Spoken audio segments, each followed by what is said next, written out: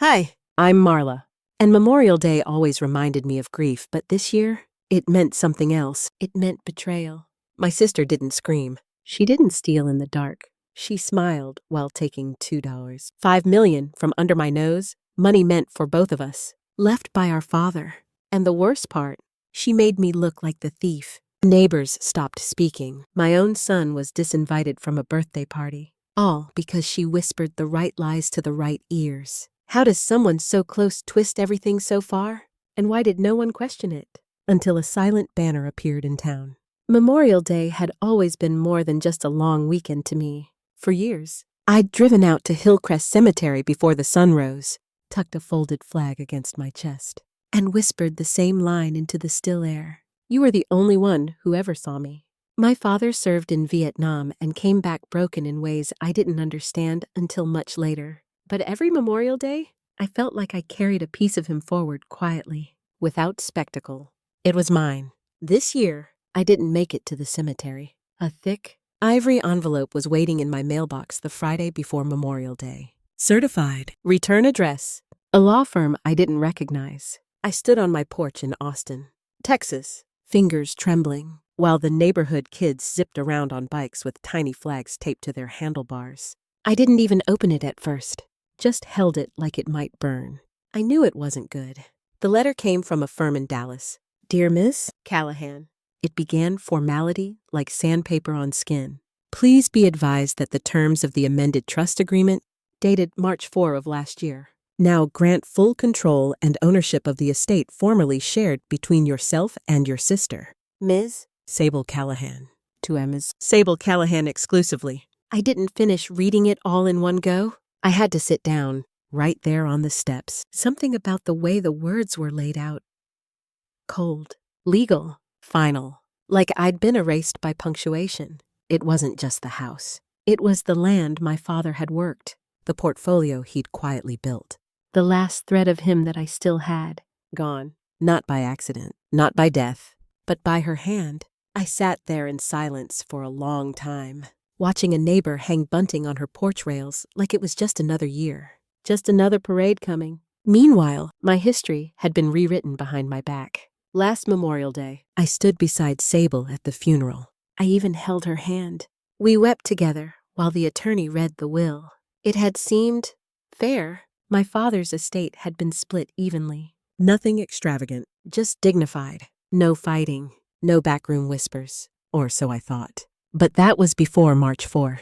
That was before Sable had convinced our mother to sign a codicil while she was recovering from hip surgery, dosed on painkillers and trusting as ever. That was before Sable quietly transferred assets, updated titles, and rewrote the legacy of a man who died believing his daughters would walk forward equally. I felt stupid. No, worse, I felt played. Sable had always been persuasive. As a kid, she could turn a scraped knee into a 3-day sympathy tour. She had that smile, the kind that said, "Trust me," while her hand was already in the jar. But this was something else. A line had been crossed so quietly, so deliberately, that I couldn't even remember the moment I stepped over it. Maybe it was the day she offered to take care of everything with the trust paperwork so I could grieve in peace. Maybe it was when she insisted Mom wasn't up for visitors. Maybe it was when I believed her. The document was airtight. I read it 3 times that night, flipping through legal jargon and cold, calculated signatures. He. $5 million in real estate, interest-bearing accounts, and land rights all now held solely in Sable's name. Her lawyer had outmaneuvered mine. No contest clause, no evidence of coercion, just a well-timed move and a trusting mother. I didn't cry. I walked into the kitchen, poured myself a glass of water, and sat at the table like I was waiting for someone to tell me it was all a mistake. No one did.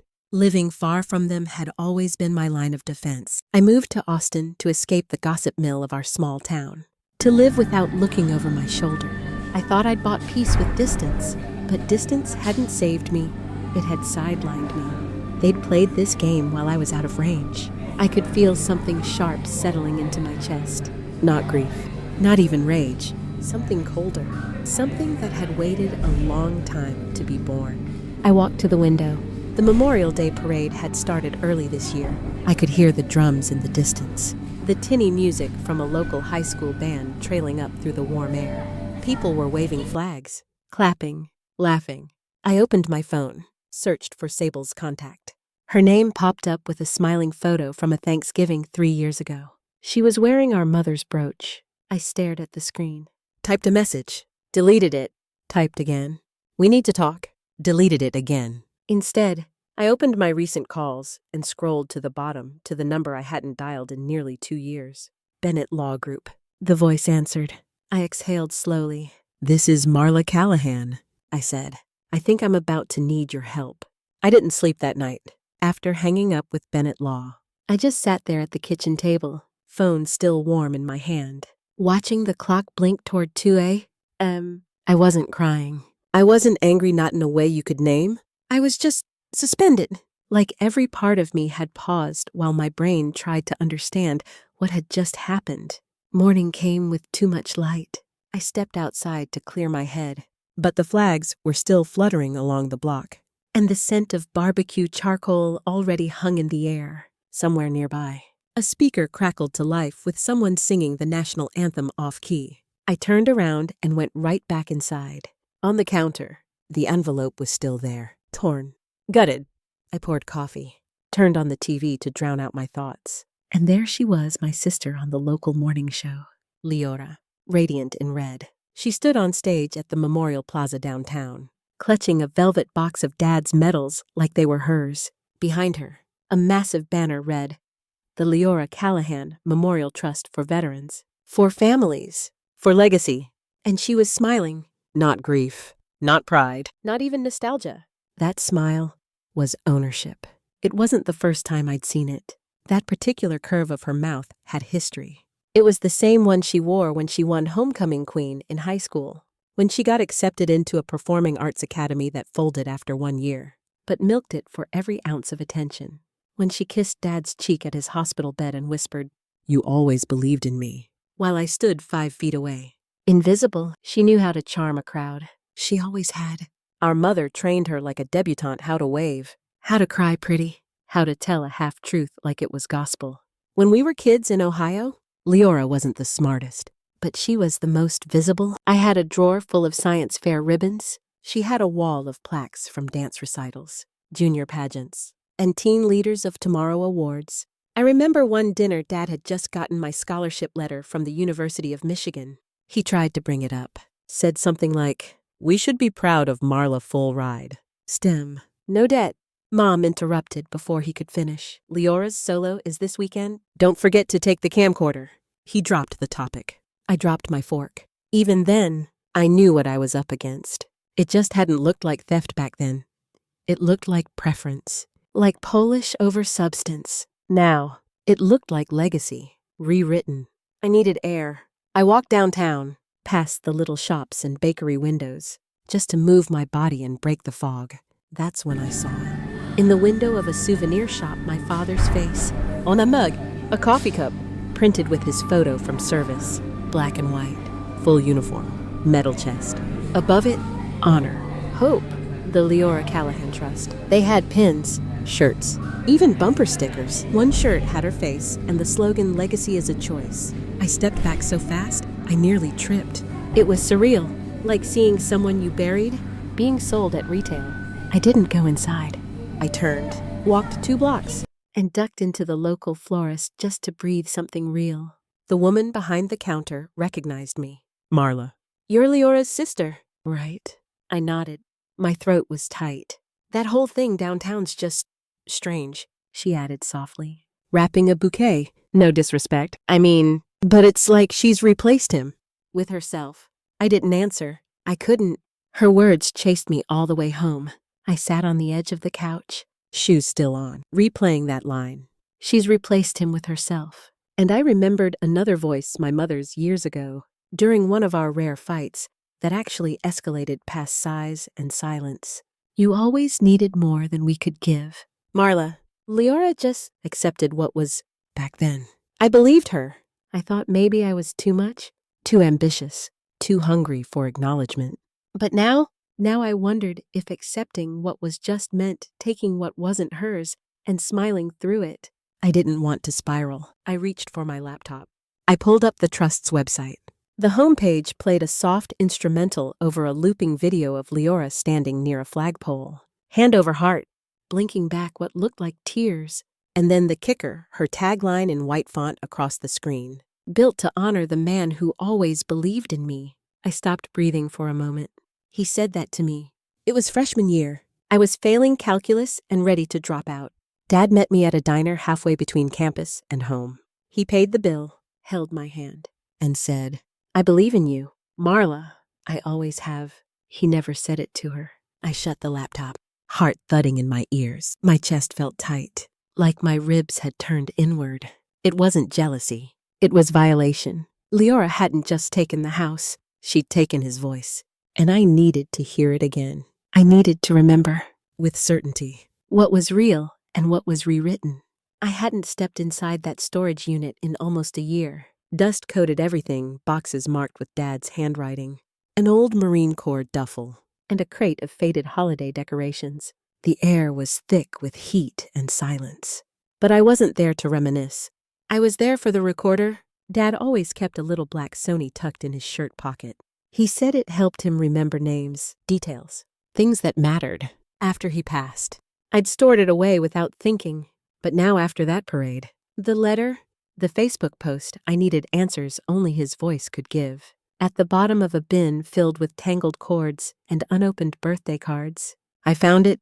Next to it was a tape, unmarked except for 2 words written in blue pen. Final say. My hands shook as I slid it in and hit play. Static. A pause. Then his voice. "Marla, if you're listening, then I probably didn't get to say this the way I wanted." The breath caught in my throat. His voice was slower, rough around the edges, but unmistakably his. He sounded tired, but focused. "I've made some decisions. Not out of anger. Not out of bitterness. Out of clarity." I sat on the floor, back against the metal wall, knees to my chest. "I know you never asked for more. Never demanded the spotlight. But you showed up every time." I saw that. Even when I didn't say it, I saw it. I bit down on the inside of my cheek. No tears, not yet. "You need to talk to Healy. I've sent him the changes. The trust, the house, the medals. I've put it in writing. It's yours. You'll do right by it." I'm sure of that.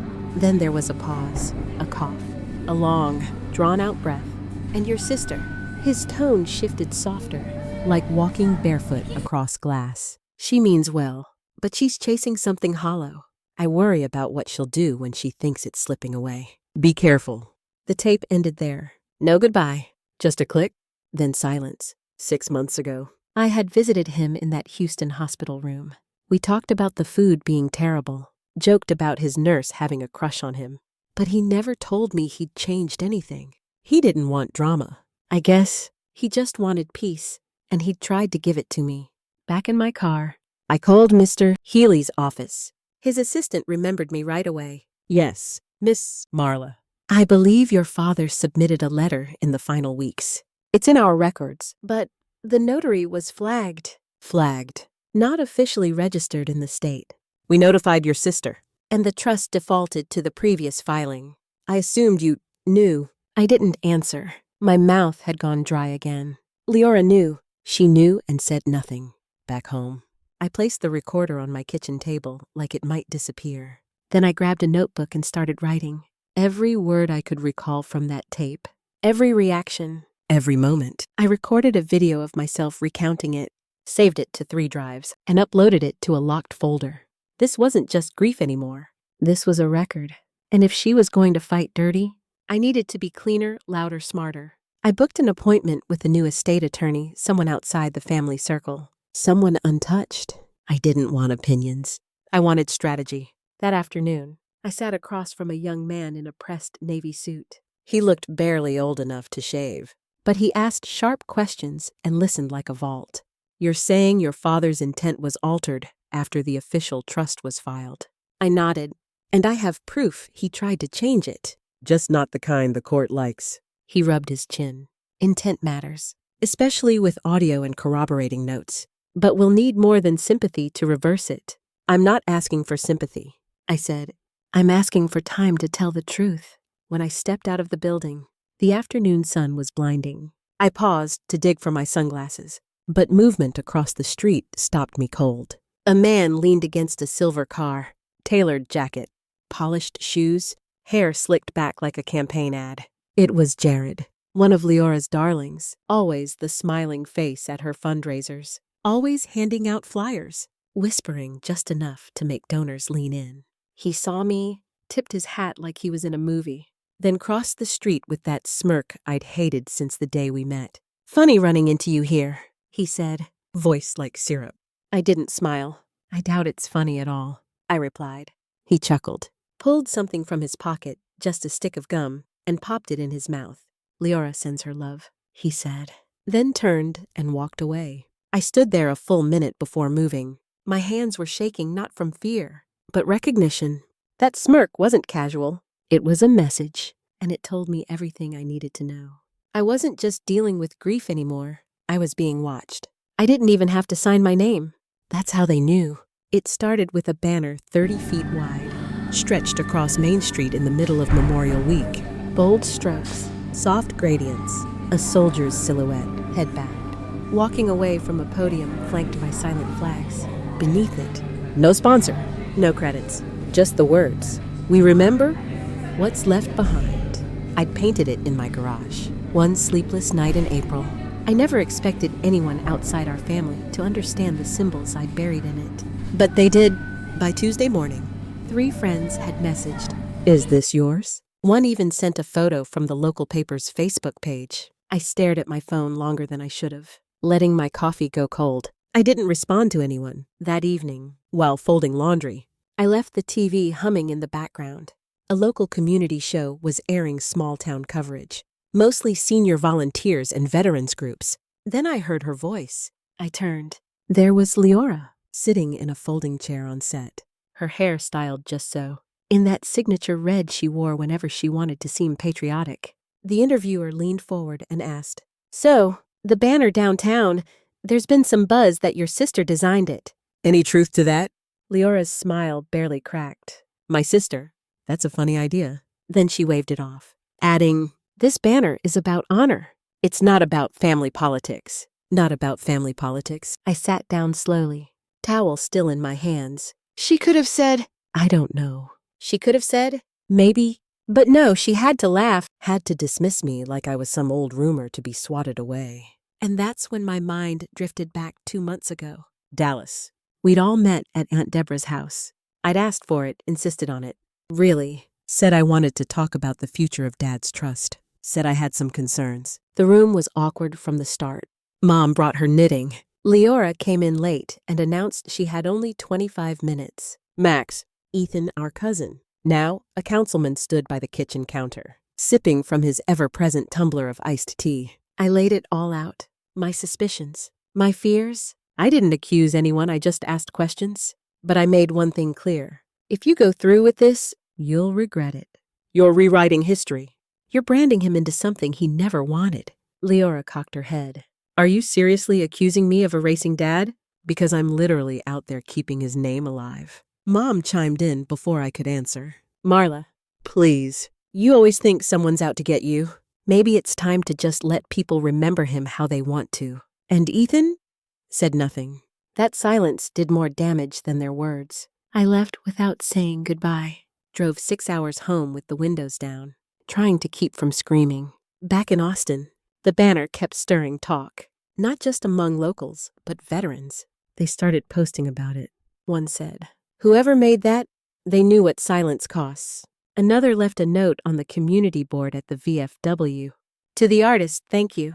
You reminded me I'm not invisible." And then came the message that nearly made me cry. An email. No name. Just a subject line. "You saw him." Inside, it read, "I lost my dad last year. He was a Marine. I saw the banner. I don't know who you are, but I felt seen for the first time since he died.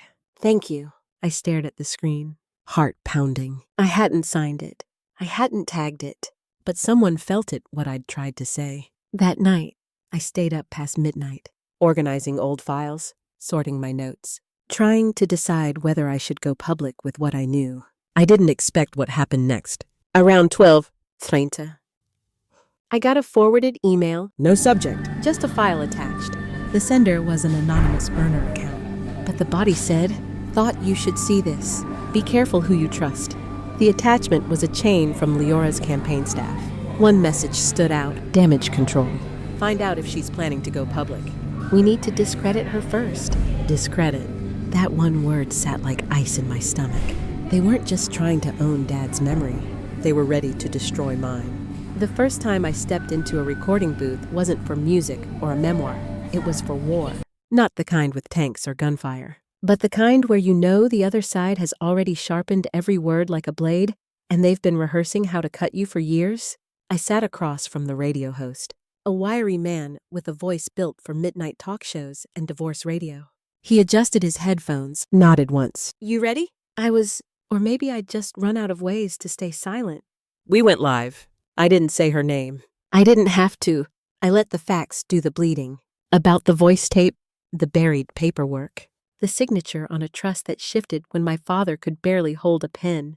I ended my segment the same way I'd started my day, with my hands steady and my stomach burning. "Sometimes silence isn't grace," I said.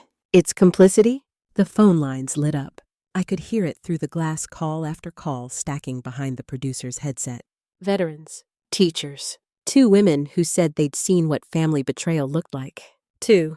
The host ended with a polite thank you, but his eyes were wide. He knew what had just aired wasn't some sob story. It was a quiet declaration of war. That evening, the counterpunch landed. A statement went out from Leora's publicist. "No names, just insinuations. We're saddened that certain family members are choosing to misrepresent private legal affairs in such public, harmful ways." My inbox groaned. Screenshots, tweets. A blogger claimed I'd been hospitalized in college after a psychotic break, something I never made public. Something only one person could have fed them. My hand clenched the phone so tightly it buzzed. I nearly dropped it. My past, rewritten in headlines, not by strangers, but by someone who once braided my hair for Sunday school. I stayed off social media for the rest of the night. The next morning, I walked straight into the Travis County Courthouse, a manila folder tucked tight under my arm. The air conditioning inside was too cold, almost surgical. I gave my name to the clerk and asked to file a formal motion of inquiry into the validity of the trust documents. The woman behind the counter gave me a sympathetic look, one I've seen before. Pity laced with, "You sure you want to do this?" I nodded. It didn't take long. My paperwork was accepted, but before I left, I asked for one more thing: a copy of the witness affidavit for the revised trust. She pulled it from a drawer and slid it toward me. That's when my stomach turned. The witness, a woman named Dina Craig. Payroll records show she works as Leora's event coordinator. Had for years. And the signature, 2 days before my father died. A day he could barely form sentences. I walked out of the courthouse into the Texas heat and couldn't tell what stung more, the sun or the betrayal. That night, I sat at my kitchen table long after my son had gone to bed. I wrote, not a tweet, not a blog, but a letter printed on paper. The kind that wrinkles when you cry on it and still demands space when folded. I sent it to the Austin Chronicle under my name. Full name. In it, I didn't accuse. I described what it feels like to see your father's wishes trimmed down to legal footnotes, what it costs to watch legacy become leverage. And I ended it with one truth I still believed.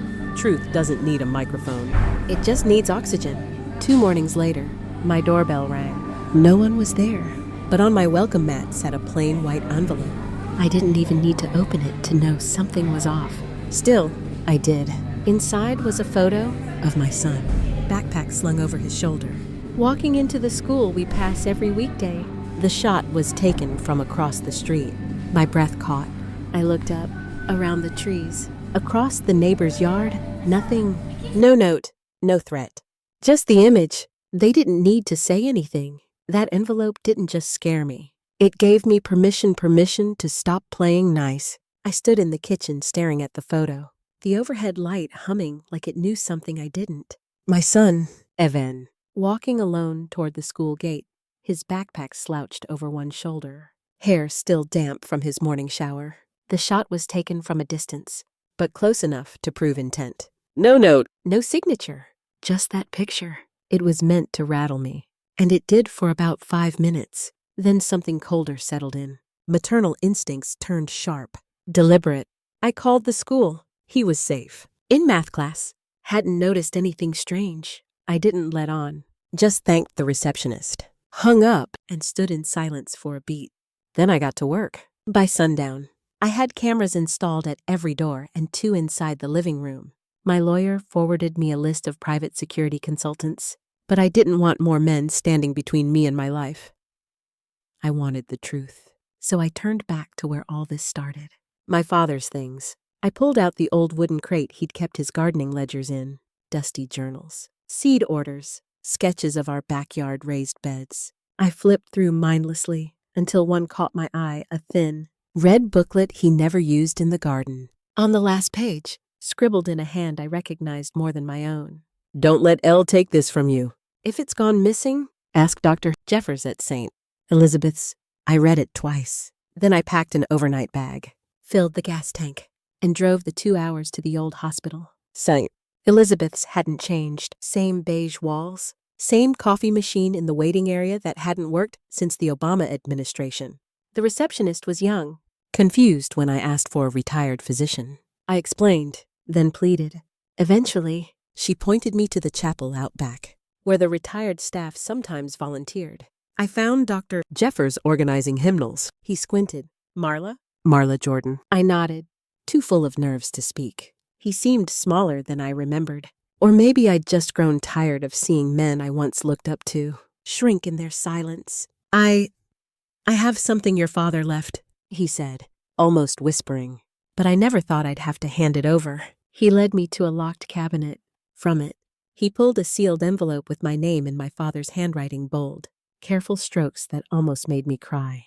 I waited until I got back in my car. My hands trembled as I opened it. Marla. If you're reading this, she beat me, but don't let her win. I asked Dr. Jeffers to keep this safe because I didn't trust what might happen at home. I fear Leora may tamper with things. She's changed.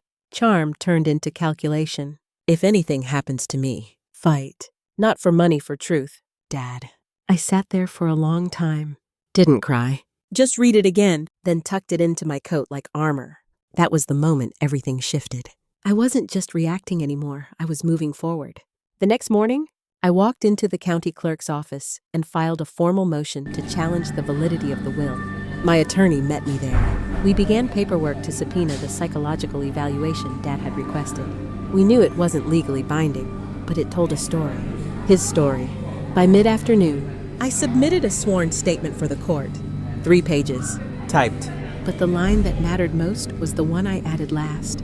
I no longer seek to be believed, I seek to be heard. That night, I poured a glass of wine not to relax, but to mark the change, a quiet ritual. A goodbye to whatever innocence I'd clung to. Then my phone buzzed. It was a headline. Local woman accused in hit and run with minor no arrest made yet. I clicked. My name.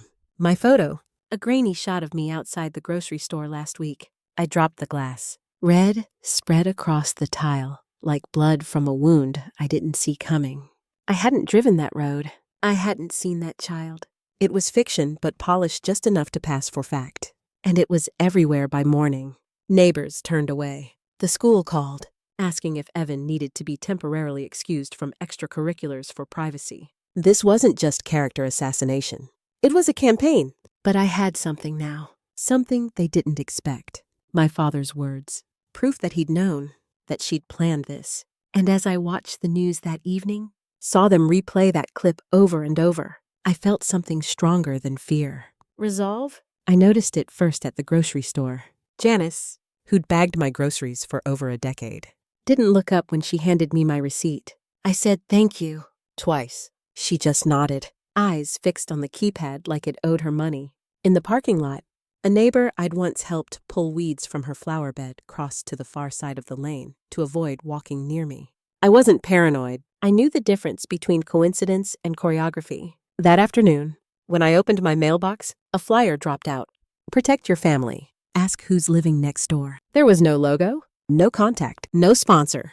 Just bold black letters on cheap paper, deliberately vague, unmistakably cruel. I stood in my kitchen staring at it, gripping the edges until they tore in my hands. Someone wasn't just smearing me online anymore. They were dragging my name door to door. 2 days later, it got worse. I was in the living room folding laundry when my old radio one, I rarely used, buzzed with static and a familiar jingle. An AM talk show, background noise, until I heard her voice. Or close enough. It was listed as an anonymous call, but I'd recognized Leora's cadence in my sleep. That syrupy drawl she used when she wanted to sound innocent, when she needed people to think she was just worried. I just hope she gets the help she needs, the voice said. It's been hard watching someone unravel like that, especially after the accident.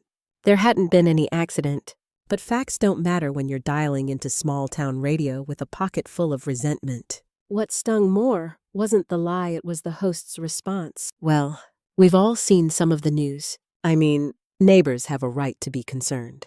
His name was Brian. He used to borrow tools from my dad's shed. I once baked muffins for his kids' school fundraiser. I grabbed my phone, called in. The producer took my name. Then there was a pause. "Hang tight," she said. But when they put me through, Brian spoke over me almost immediately. "Let's remember to keep this civil. Folks," he said, chuckling, "we're not here to air family grievances." And then, music, a soft piano track, syrupy and slow.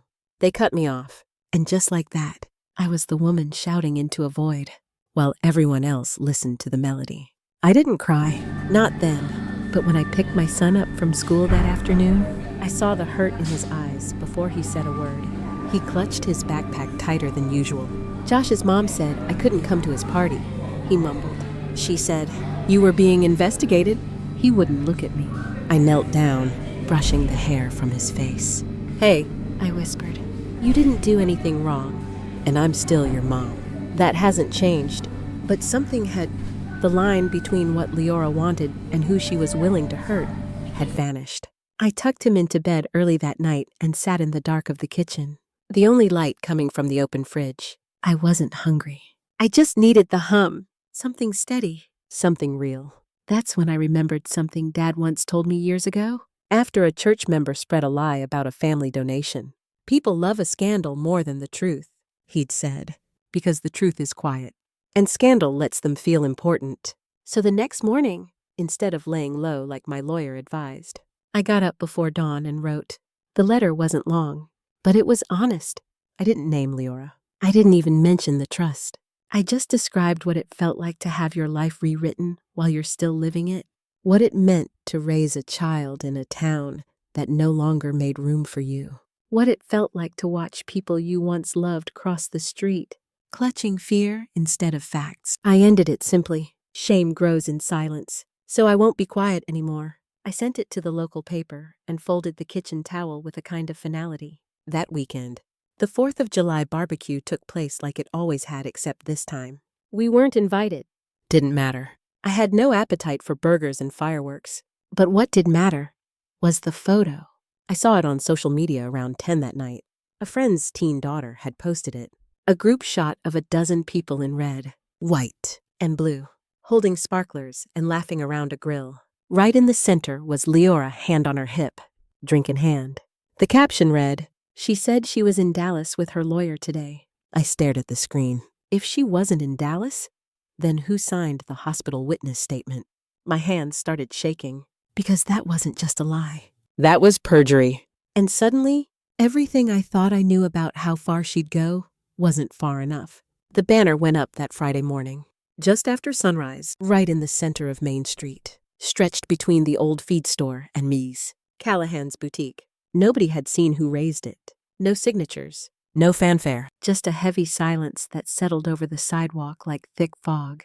I walked past it twice that day, once on the way to the post office, once on the way back. And both times, I slowed but didn't stop. It was bold, layered, half-painted, half-collaged, and so personal it made my stomach clench.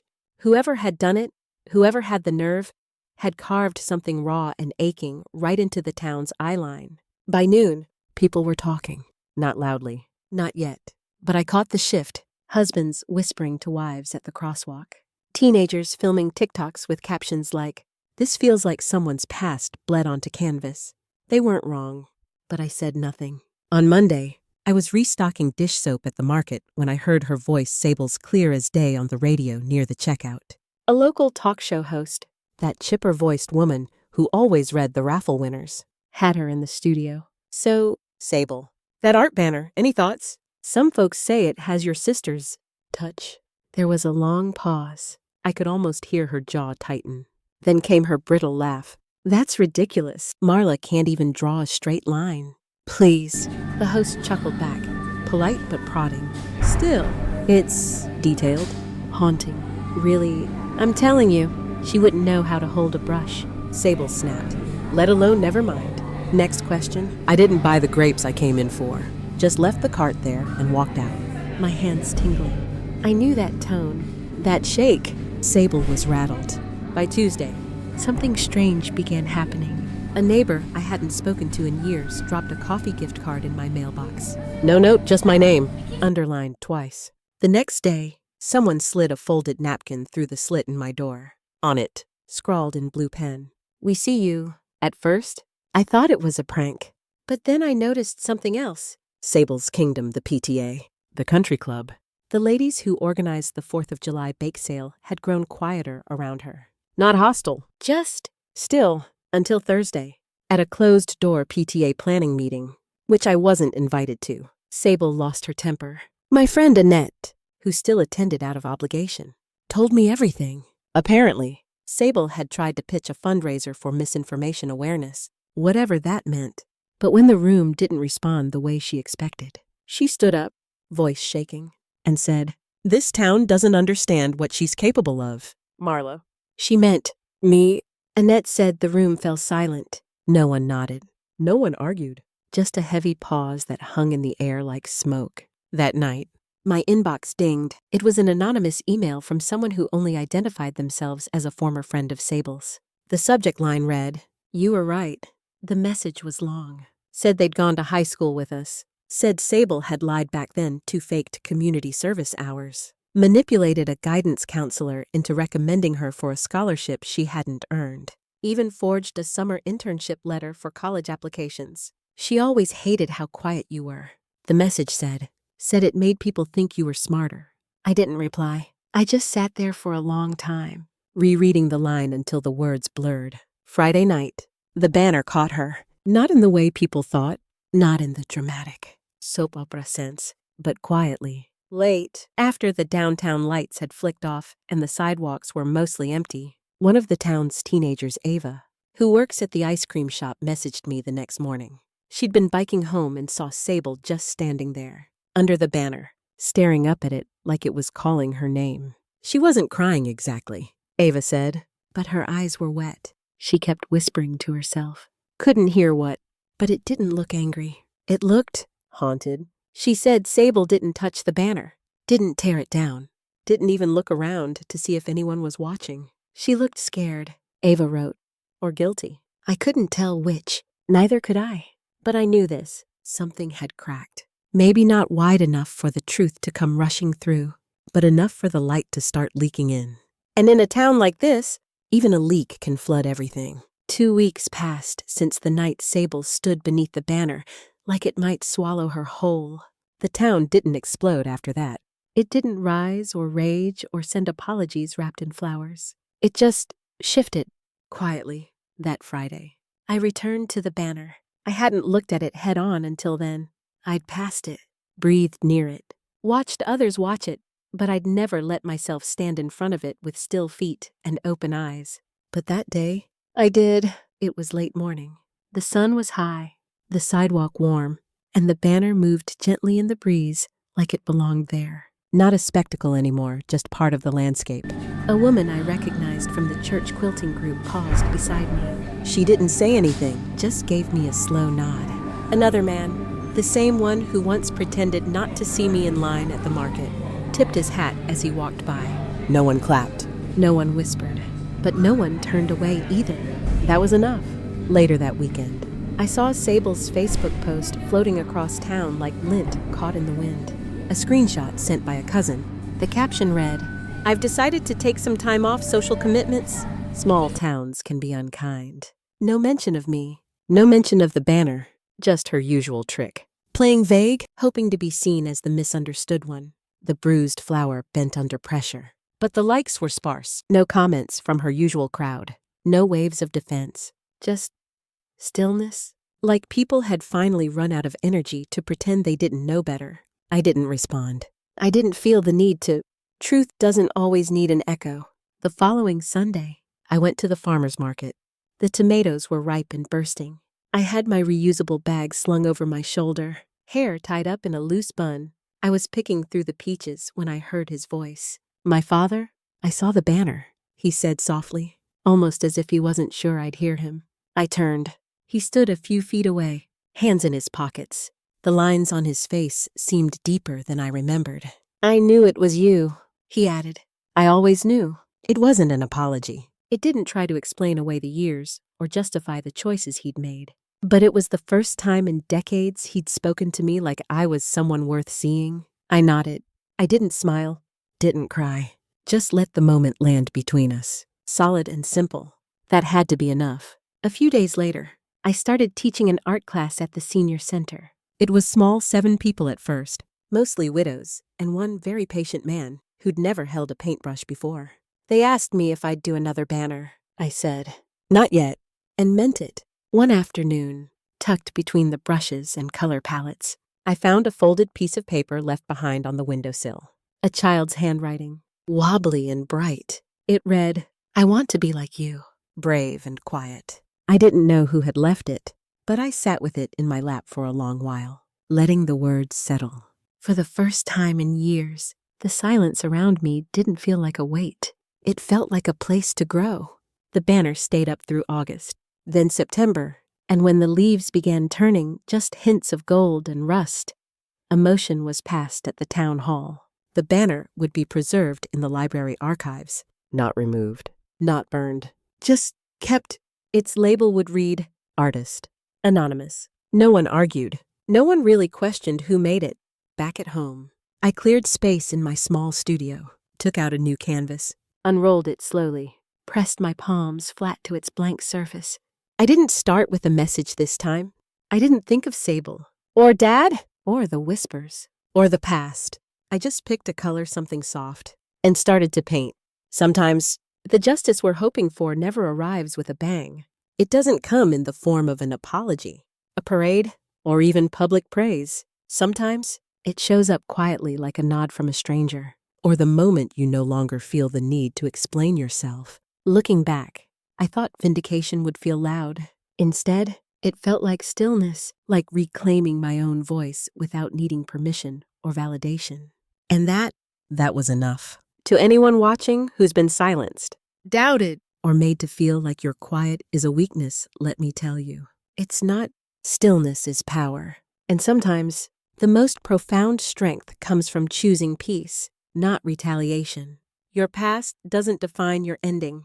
You do. What would you have done if you were me? Have you ever been the quiet one in the room? The one people underestimated? I'd love to hear your thoughts. Drop a comment below. Let me know where you're watching from. Or just type a simple 1 if this story touched something in you. And hey, if this video didn't speak to you, tell me why. I'm here to listen. If you want more stories like this, raw, real, and rooted in everyday strength, make sure you hit that subscribe button. Because trust me, there's more to come.